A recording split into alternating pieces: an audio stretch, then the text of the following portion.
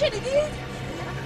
نه کمی تحمل داشته باش بانو، حتما پیدایش میشم. کجا رفته؟ چه شده؟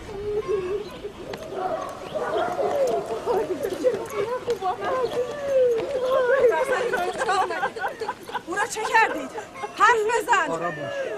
آرام باش ببینم چه اتفاقی افتاده. چه شده؟ من داخل خانه به کار مشغول بودم. بچه ها در حیاط بازی میکردن. ناگهان شنیدم یوسف را صدا میکنن. گفتم چه شده؟ گفتن یوسف گم شده. همه جا را گشته ای؟ گشته ای؟ این گونه امانتداری میکنی؟ این گونه از یوسف نگهداری کردی؟ حواست کجا بود؟ بس کن ببینم چه اتفاقی افتاده. حتی زوایای تاریک خانه را گشته ای؟ آری گشته ای. یوسف کودک باهوشی است. خود را جایی پنهان کرده که پیدایش نکنه. مثلا در صندوق یا تنور.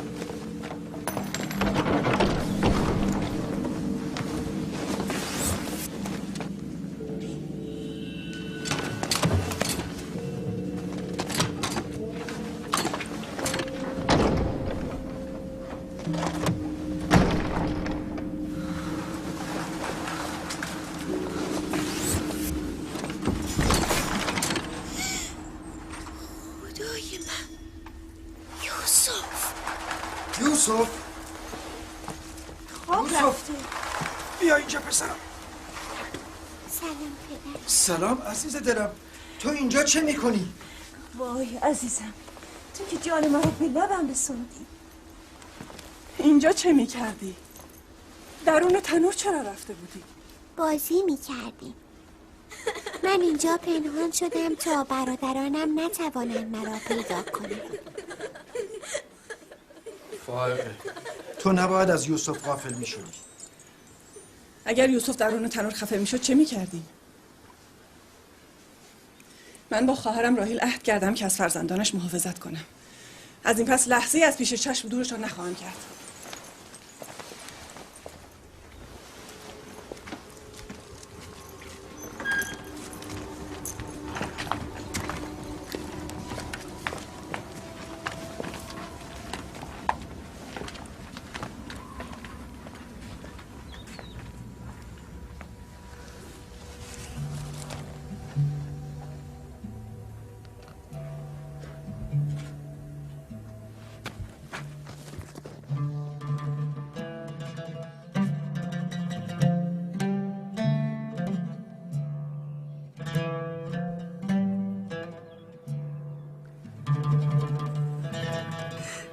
من بدون یوسف نمیتوانم زندگی کنم.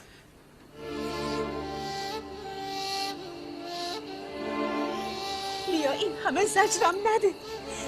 پیری تنها و فرتود که عمرش رو به غروب نهاده از تو تقاضا میکنم. نه، همان که گفتم.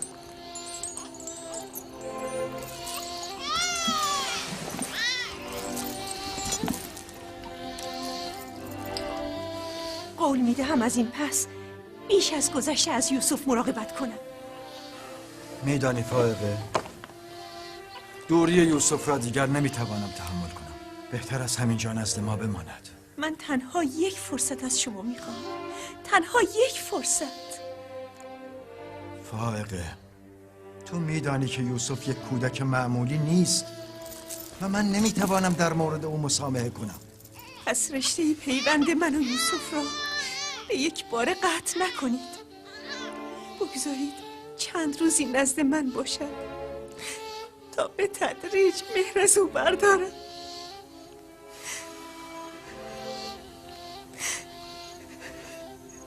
ولی سخن من همان است که گفتم. لیا،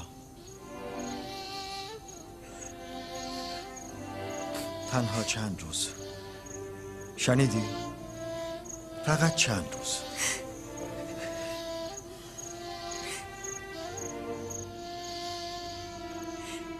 تنها چند روز. عهد میکنم که خود او را نزد شما بازگردانم. برویم جان عمه.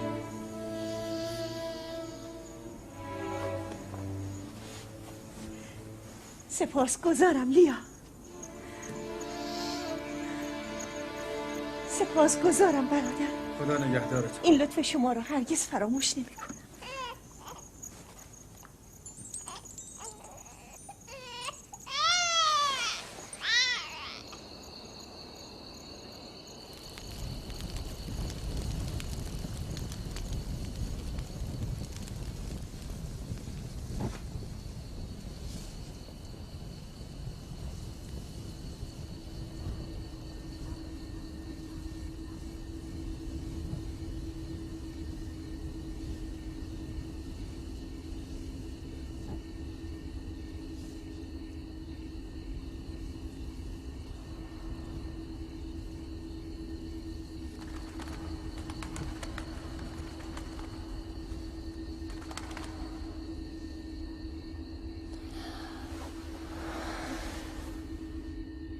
عمه شما نخوابیده ای؟ تو بخواب پسرم. من خوابم نمیآید.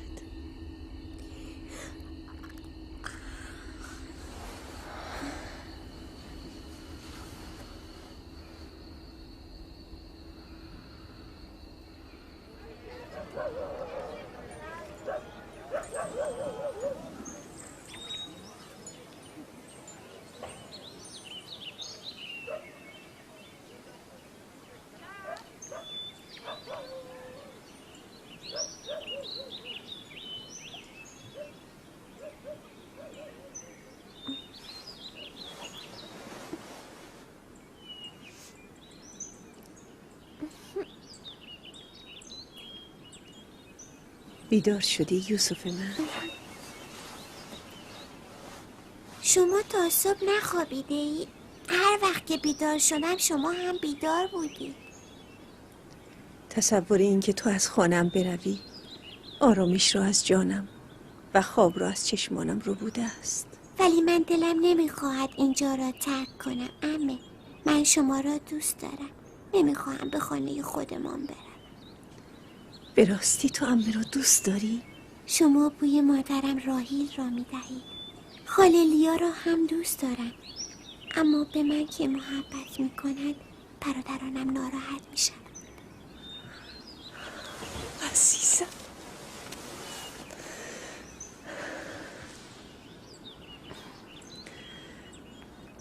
گفتی که دوست داری نزد عمه بمانی؟ برای نگه داشتن تو راهی به نظرم رسیده که باید کمکم کنی. برخیز آماده شو تا نزد پدرت بروی.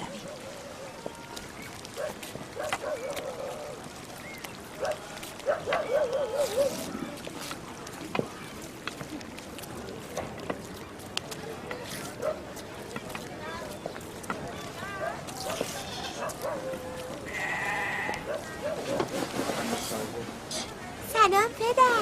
درود بر عمه. عزیز پدر. درود بر شما. آمدم امانت شما را بازگردانم. صحیح و سالم. سلام عمه فائقه. سلام عزیزم. قرار بود چند روز این را نگه دارید. یوسف خوش آمدی پسرم. امانت را باید بازگردان. هرچه زودتر بهتر.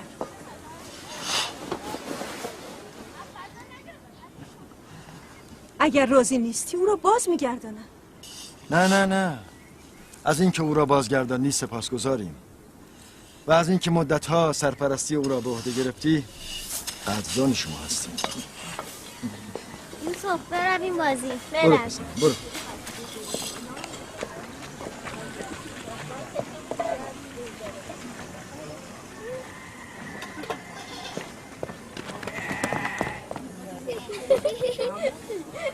خدا نگهدار برادر. خدا نگهدار شما. خدا نگهدارم. حافظ. چه فرقی بین یوسف و دیگر برادرانش می باشد؟ چرا این همه به او بها می دهند؟ خب معلوم است یعقوب و خواهرش یوسف را بیشتر از بچه‌های ما دوست دارند.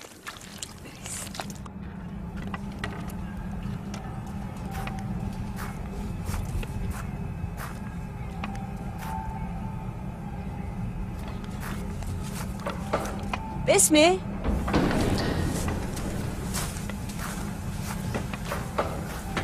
بسمه بله بانوی من. کمربند پدرم اسحاق نبی گم شده است. تا آن را ندیده ای؟ نه. با من بیا. یاکین پیر و چند نفر دیگر از اهالی را نیز باید خبر کرد. برویم.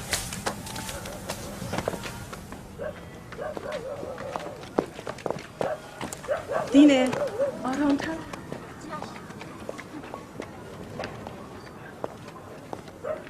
صبر کن یهودا، عجله کنید.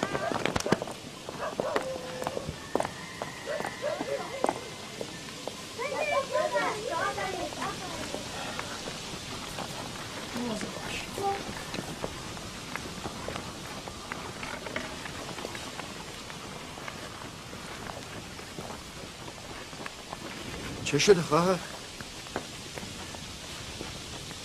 بسمه چه شده؟ کمربند اسحاق نبی گم شده است. همه جا را گشته اید؟ همه جا را. یادگار پدرمان اسحاق بود. من خیلی ناراحتم. همان که همیشه به کمر یوسف میبستم. باز هم بگردی حتما پیدا میشود. همه جا را گشته ایم و از همه پرسیده ایم، اما اثری نیافته ایم. کی گم شده؟ چه میدانم؟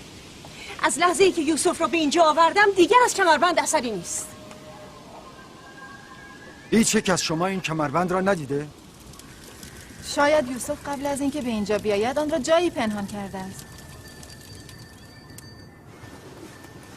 فکر نمی کنی یوسف به خاطر علاقه ای که به آن کمربند دارد آن را برداشته است؟ یعنی یوسف دزدی کرده؟ شاید گمان کرده از آن خود اوست و من آن را به او بخشیدم. ولی من گمان هم نمی کنم. من برای پیدا کردن کمربند همه جا و همه کس را جستجو خواهم کرد و تا آن را پیدا نکنم آرام نخواهم نشست. فقط یوسف آن کمربند را می‌بست.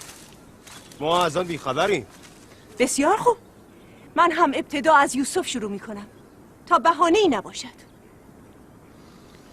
اجازه می دهی؟ نمیدانم چه نیرنگی در کارت است، اما هرچه هست این وضع مرا رنج میدهد. نیرنگ؟ نیرنگ کدام است؟ مردم، من کمربند پدرم را گم کرده ام و در صدد یافتن آن هستم. آیا این نیرنگ است؟ بسیار خوب، جنجال نکن، جنجال نکن. بگرد، همه را بگرد.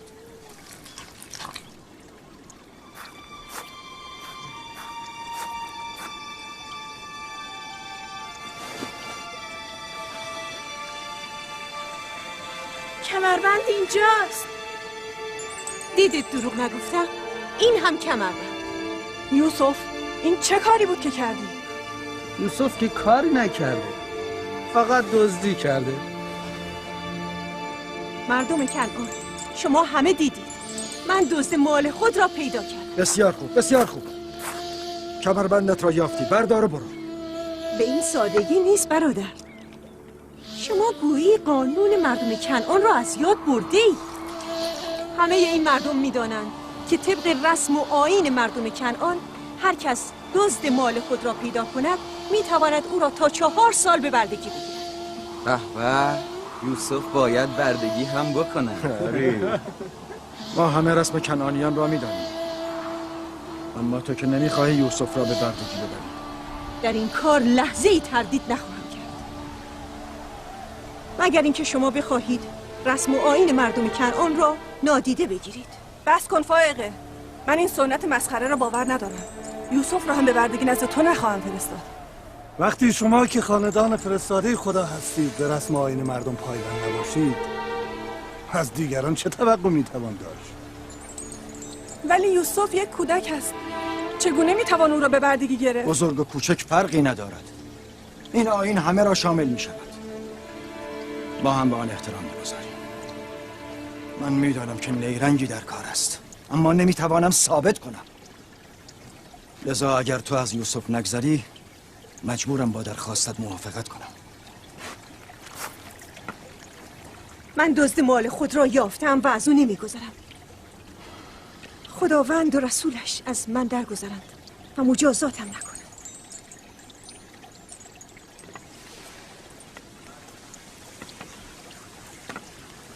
برویم یوسف. تو از امروز به مدت 4 سال برده من خواهی بود. این هم حاصل آن همه تعریف و تمجید. کودکی را که بیهوده پر و بال بدهند نتیجه همین خواهد شد.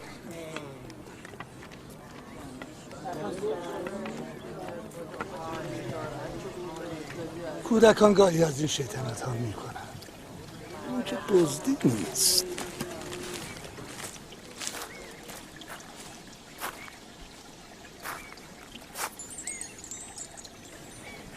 چرا با او موافقت کردید؟ فائقه نمیتواند از یوسف به خوبی نگهداری کند. یوسف ظاهراً دزدی کرده بود و من نتوانستم خلاف آن را ثابت کنم. نگران نباش، جای یوسف بد نیست.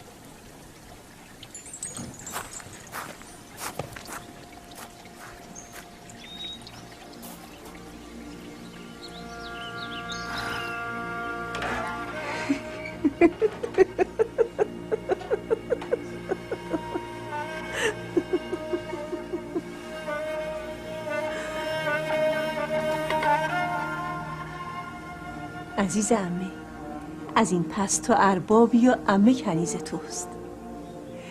تو وارث برادرم و چشم و چراغ قبیله ما هستی. این کمربند در حقیقت میراثی است که فقط تو لایق آن هستی.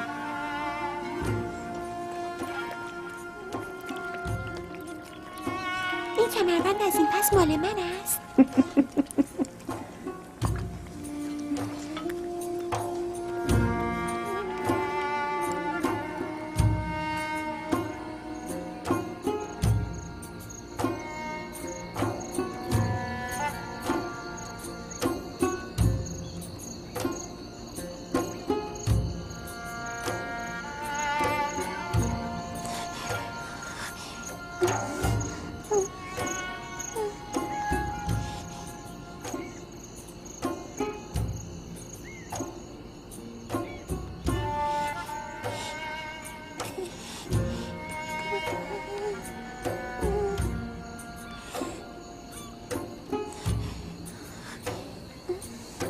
یوسف، یوسف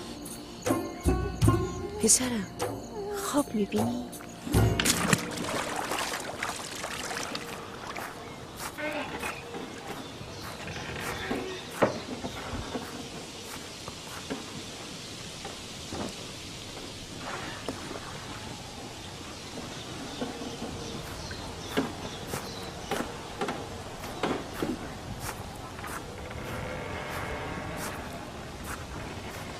سلام پدر. سلام عزیز دلم. آیا نبی خدا مرا بخشیده است؟ به خانه خود راه میدهد؟ اگر جز این میکردی تو را نمیبخشیدم. تو به رسم عشاق عمل کردی، آن را که دوست داشتی به چنگ آوردی.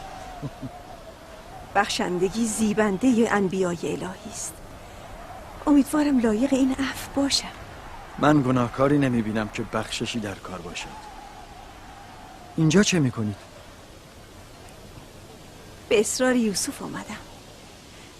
او خوابی دیده است و تعجیل دارد آن را برای شما تعریف کند.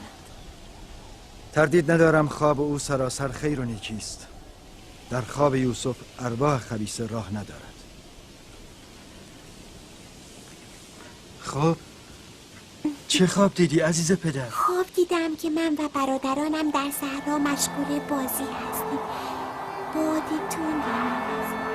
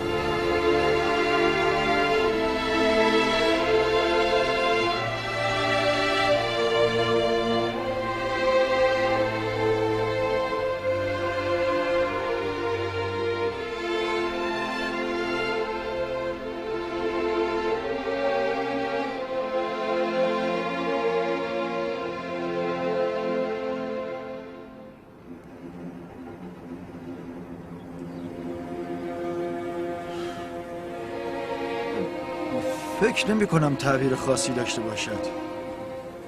باید در تعبیر آن کمی فکر کنم. شاید چیزی به خاطرم رسید. شما هم اگر امروز گله را به صحرا نمیبرید، بروید دیگر.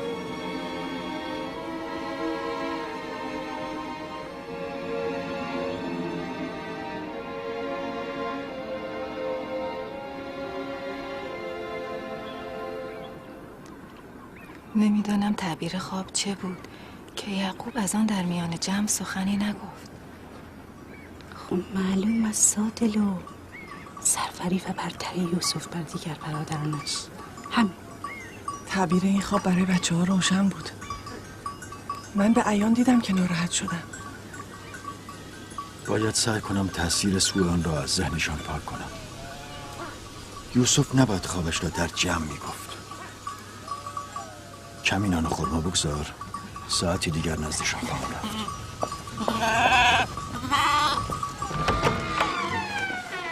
بیا فرزندم، بیا.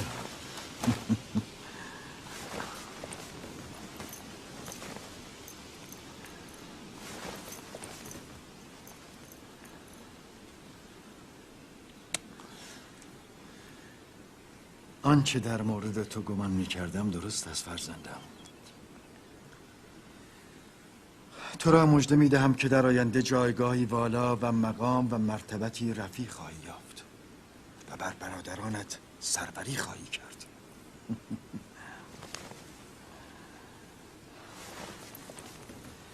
پدرم اسحاق نبی در حق من دعا کرد که خداوند پیامبران زیادی در نسل من قرار دهد. همیشه دلم میخواست بدانم وارث رسالت من کیست. امیدوارم که تو ادامه دهنده راه من باشی. خداوند تو را از همه شرور و آفات در امان بدارد. شاید تو همونی هستی که ما منتظرش هستیم. پدر، رسالت یعنی چی؟ غذا و لباس مرا مهیا کن.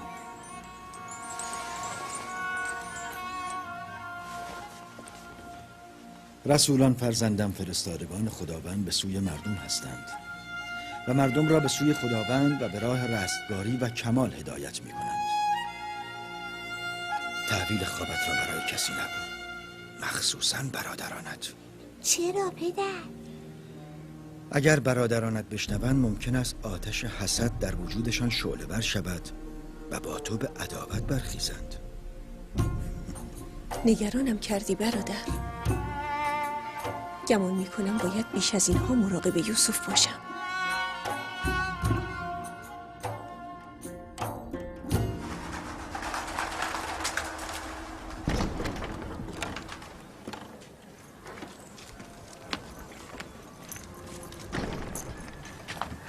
اگر اجازه دهید من نیز یوسف را با خود به خانه ببرم. ببرید. مراقب یوسف باشید. خدا نگهدارتون. خدا نگهدار پدر. خدا نگهدار پسرم. مواظب باش. او را تنها نگذار. شب که بازگشتید یوسف را خواهم آورد.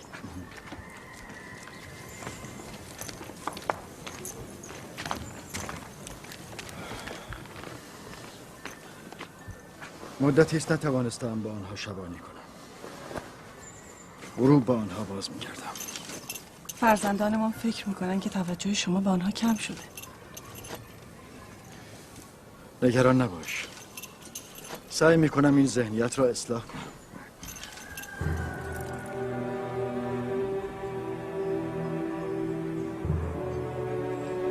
با وجود یوسف و بنیامین یعقوب به دیگر فرزندان توجهی نخواهد کرد. خدا نگهدار.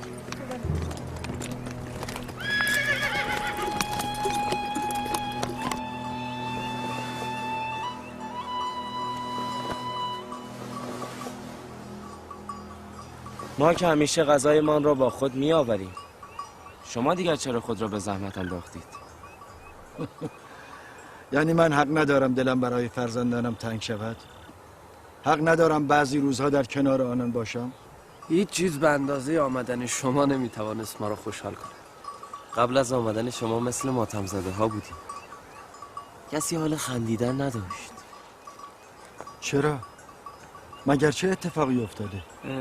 میدانید پدر، ما احساس میکنیم که توجه شما نسبت به ما کم شده. فکر میکنیم بیشتر به یوسف و برادرش توجه میکنید تا به ما.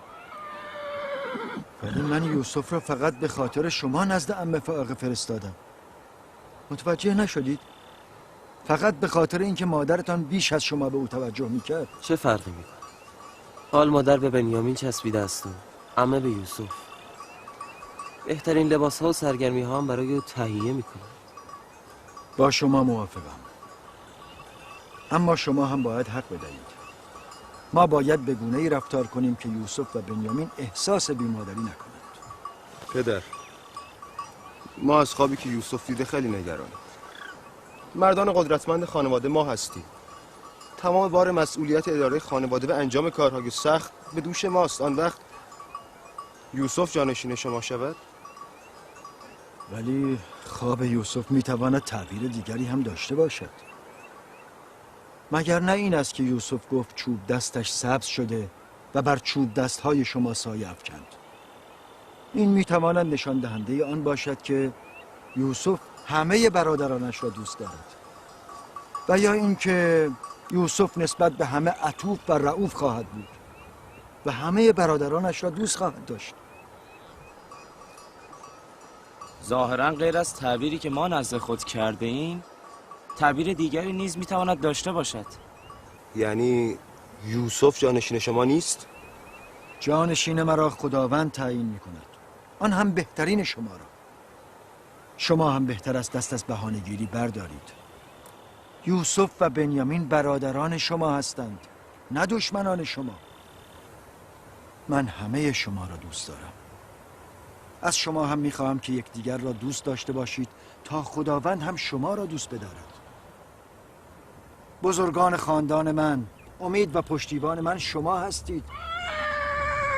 امروز احساس میکنم میتوانم به شما تکیه کرده دلگرم باشم. شماها شجاع و متحور هستید. با وجود شما هیچ غمی نمیتواند دل یعقوب را به خود مشغول کند. از اینکه پدر را آزردیم پوزش میخوام. گرگ، لاوی، نفتالی، شبون، گرگ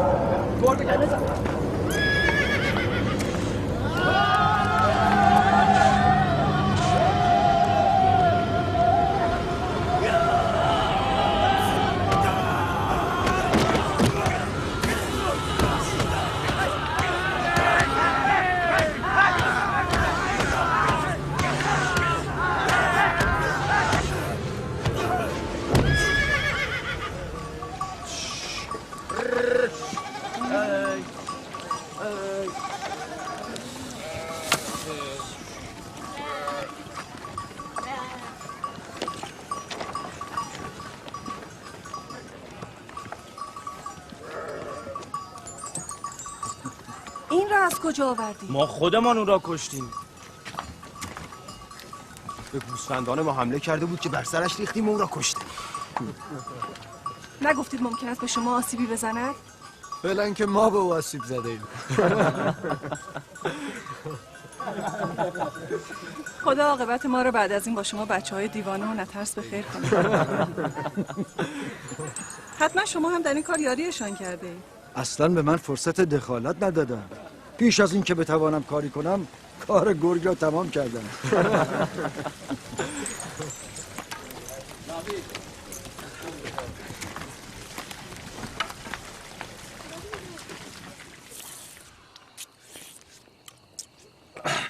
ما مشغول تدارک نهار بودیم که ناگاه گله وحشت زده رو به گریز نهاد. یک گرگ بزرگ به گله حمله کرد. ما هم او را کشتیم. این کار خطرناکی است. چگونه این کار را کردی؟ خب معلوم است. وقتی او به گوسفندانمان حمله کرد ما هم به او حمله کردیم. هر کدام با هر چی داشتیم او را زدیم. با سنگ، با چوب. ابتدا من با چوب بر سر او کوبیدم، سپس لاوی هم با سنگ بزرگی بر سر او کوبید و گرگ را گیج کرد. چند بار به ما حمله کرد. اگر از او ترسیده بودیم حتما ما را میکشت. ای کاش من هم با شما بودم. پدر، اجازه میدهی من با برادرانم به صحرا برویم؟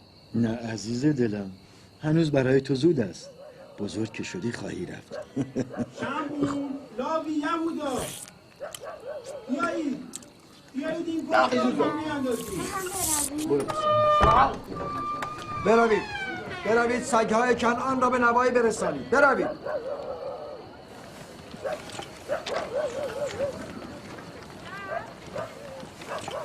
پدر که به سحر آمده بود میگفت چرا خواب یوسف رو فقط سروری بر برادران تعبیر میکنید؟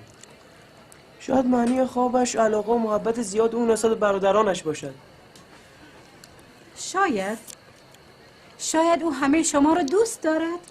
آری مادر، به راستی یوسف همه ما رو دوست داره. برای علاقه که لازم نبود خواب ببینم. خواب خبر از آینده میدهد، خبر از سروری و برتری یوسف. پدرتان شما را ساده‌لوح تصور کرده.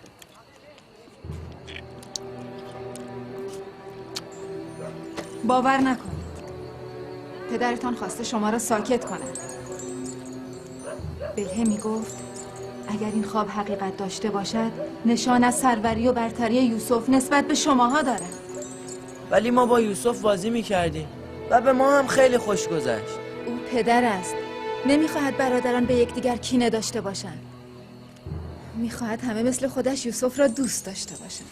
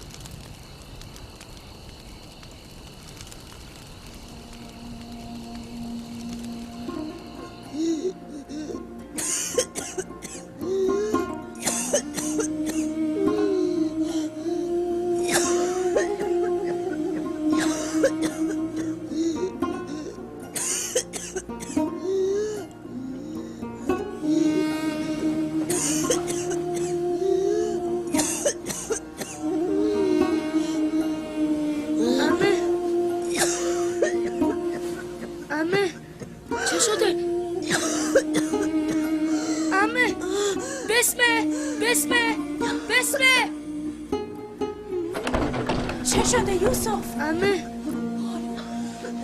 چه شده بانو؟ پدرم رو خبر کن.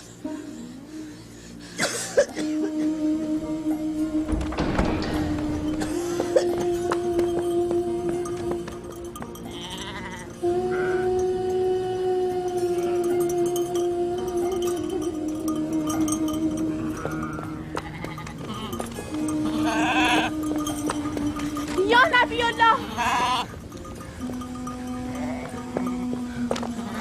عمه فاقه حال بانو خوب نیست. عجله کنید، عجله کنید.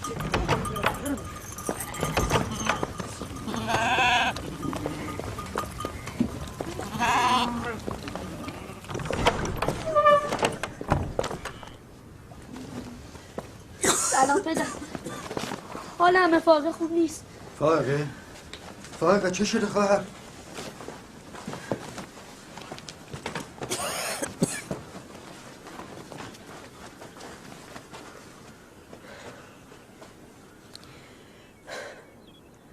سرانجام موعد من هم به سر رسید. از کجا میدانی؟ تو که حالت خوب بود، یک باره چه شد؟ چه فرقی می کند؟ فقط میدانم رفتنیه. طبیبی، دارویی، درمانی، حال او خوب نیست. من از دیروز میدانستم فرصتی ندارم.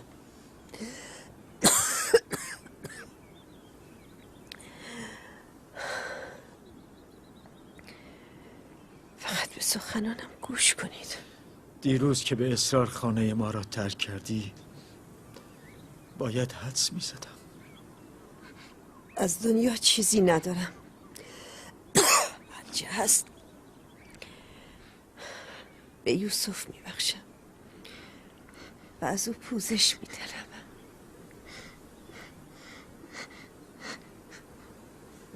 از شما نیز پوزش می‌طلبم. من این 4 سال به نیرنگ یوسف را نزد خود نگه داشتم. به او تهمت دزدی زدم. خداوند مرا ببخشد. شما هم مرا ببخشید.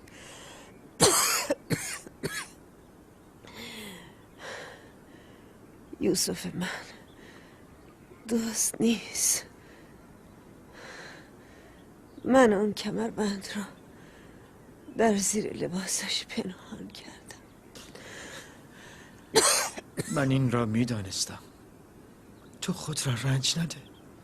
این را به همه بگویید.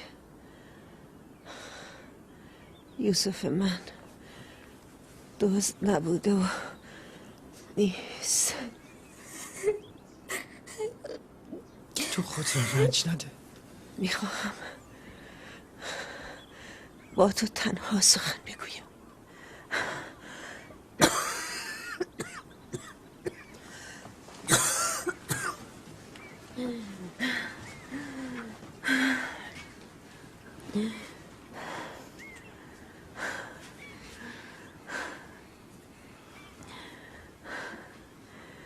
یوسف آیه‌ای از آیات خداست.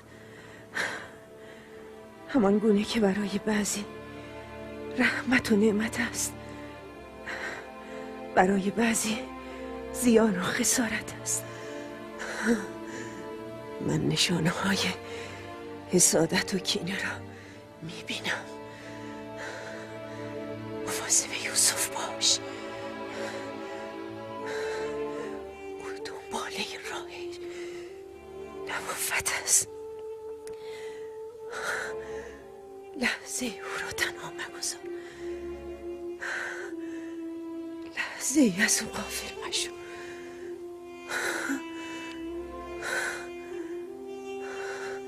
او را با خود بخوابان و تنها جایی مفرست.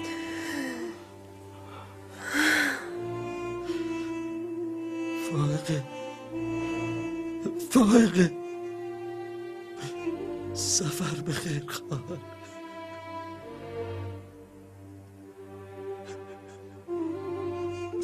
سفر بخیر خواهر. سلام مرا به مادرمان رفقه و پدرمان اسحاق برسان. سلام مرا به راهیل برسان. سلام مرا به پدر بزرگمان ابراهیم برسان.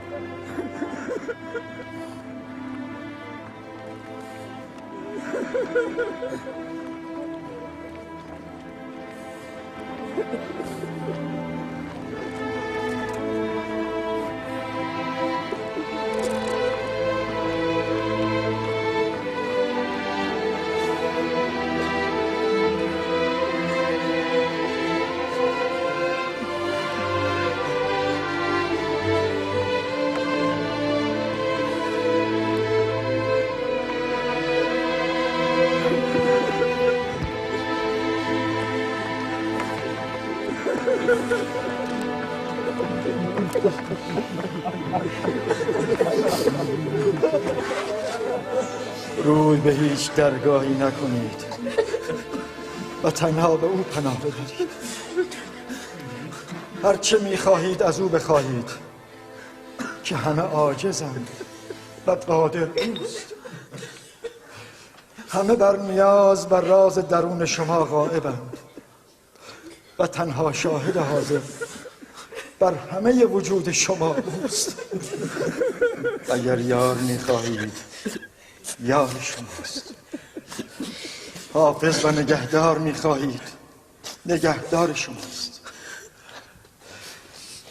اگر منعم میخواهید منعم و پروردگار شماست. و اگر پنداندرز میخواهید ناصح و باعث شماست. هر آنچه از خلایق طلب میکنید جمله یک جا نزد اوست. وای وای به روز کسانی که روی نیاز به سوی دیگری برند. بسا خلایق رسوا شوند اگر روز موعود خداوند با عدل ظاهر شود. بسا پرده ها دریده شود اگر او با عدالت بر خلق بنگرد. بسا امیران اسیر شوند اگر فردا حتی حالا مظلومان را دستگیر شود. بسا خون از دیده ها روان شود اگر عاصیان بر اعمال زشت خویش نازل شود. پس توشه آن روز مهیا کنید و برای آن روز اعمالتان را اصلاح نمایید. چون فائقه همه آماده رفتن شوید که لاجرم همه رهرو این راه خواهیم شد.